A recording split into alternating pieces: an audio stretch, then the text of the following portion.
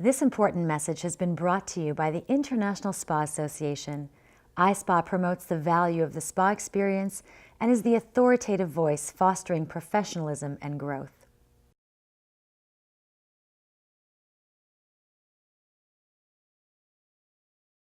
Hi, this is Tanya Chernova. The question that I get asked most frequently is, how can I get my service providers to sell more retail and even upsell more services that we offer?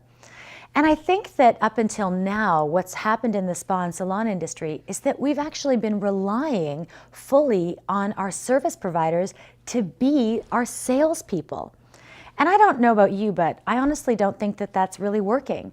I did a study in 2010 that surveyed over 2,000 different customers, and I asked them, or guests, and I asked them, out of 100% of the time that you spent with your service provider, what is the percentage that they spoke to you about your skin, hair, nails, body, etc.?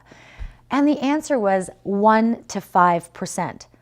So that's only just a few minutes out of the entire hour or more of the service that they have together.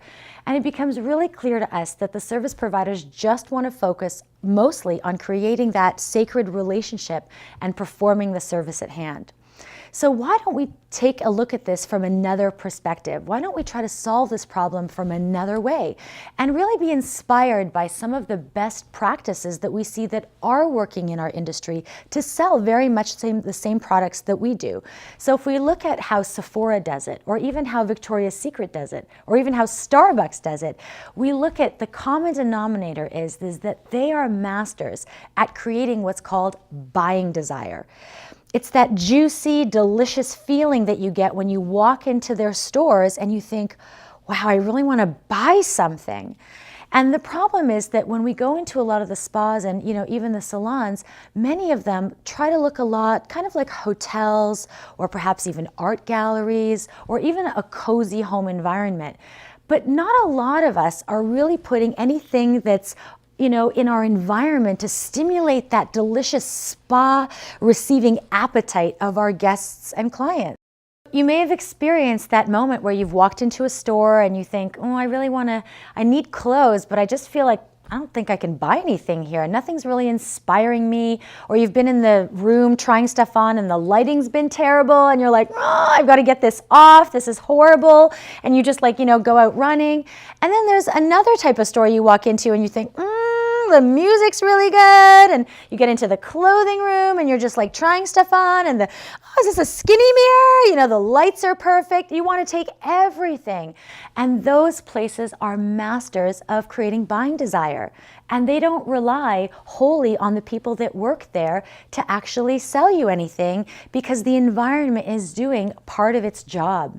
So it's important for us to take some of those best practices and implement them into our own world. So your first assignment is to take the time to walk out of your spa or salon and walk back in like you're a first-time guest. Walk in and really feel, are you inspired to buy anything outside of just the service or product that you may have come there to get? And does the environment educate you or make you aware of any of the supplementary services that are being offered there?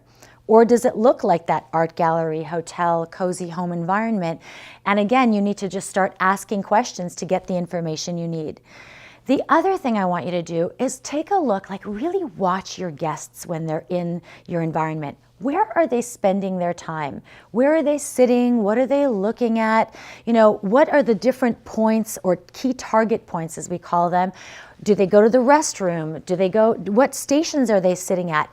And then once you start eyeballing where they're at, in the next segment, I'm going to show you how to start creating that conscious salesperson, and then we'll use those key target points to start creating that dialogue with your guest. So have fun with this. Make this a joyful process, and I look forward to seeing you in the next segment.